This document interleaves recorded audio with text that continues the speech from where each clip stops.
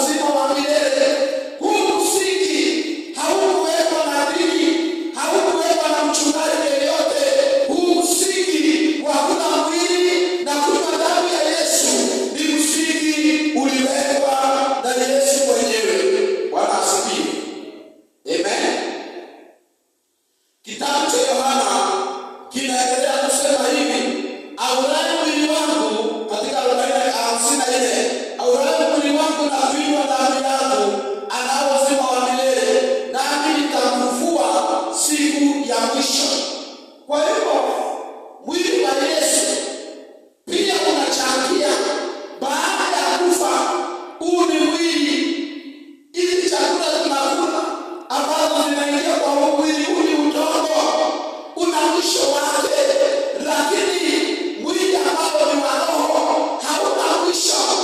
Ndio tunaambiwa ukila mwili wa Yesu, ukinywa damu ya Yesu, siku ya tarumbeta utaisikia. Kama utaweka ule msingi, kama utakaa katika mafundisho, ukubali kukula mwili wa Yesu, ukubali kukunywa damu ambayo ni damu ya Yesu. Amen. Bwana asifiwe. Bwana asifiwe. Kwa hivyo wakati tunafanya ibada ya meza ya Bwana, itatusaidia kuwa na uzima wa milele, kwa sababu Yesu mwenyewe alisema kama utakunywa damu na ukule mwili wake, utasikia tarumbeta, utapata uzima wa milele. Siku ya ufufuo wewe utaonekana. Inamaanisha mwenye ambaye hashiriki meza ya Bwana hata shiriki katika ufalme ujao, katika uzima wa milele. Ni vizuri wakati tunashiriki damu na mwili wa Yesu, inamaanisha utasikia tarumbeta siku ya ufufuo. Bwana asifiwe. Amen. Hii ni faida ambayo nataka kuongea, faida ambazo ziko katika kukula mwili wa Yesu. Baadaye nitasema kuna hasara, kuna shida kwa wale washiriki meza ya Bwana. Bwana asifiwe. Praise God. Amen. Kuna shida kwa wale ambao hawashiriki mwili wa Yesu. 45 inasema, kwa maana mwili wangu ni chakula cha kweli na damu yangu ni kinywaji cha kweli. Kwa nini Yesu anatia nguvu? Kwa nini Yesu anatia nguvu mambo ya mwili wake na damu yake? Kwa nini tunaona hapa anaitilia maanane ya kwamba ni chakula cha kweli na damu yake ni kinywaji cha kweli? Kwa hivyo inamaanisha hii starehe ambayo tuko naye, tunaweza kula chapati, tunaweza kunywa soda, tunaweza kunywa juice, tunaweza kula nyama choma. Hiyo ni ya muda, itakuwa kwa mwili kwa muda, kwa sababu nao mwili ambao uko kwa mwili tutavaa vizuri, tutaonekana vizuri. Huo kuonekana ni kwa muda, lakini wakati utakula mwili wa Yesu, wakati utakunywa damu ya Yesu, hiyo ina milele. Bwana asifiwe. Amen. Bwana asifiwe. Kwa hivyo Yesu alikuwa anamaanisha kile ambacho tunarudia sasa, ama maisha ambayo tunaishi temporary. Utakuta kuna watu walikuwa wanaishi miaka 800, miaka 900 katika Metusela. Kuna watu katika kitabu cha Mwanzo utaona vile waliishi miaka mingi. Watu kama akina Noa aliishi miaka 300. Utakuta wale watu ambao walikuwa bado waliishi miaka mingi, ikaenda ikipungua. Wakati huu ukipata mtu ambaye ako na miaka 120 utashangaa.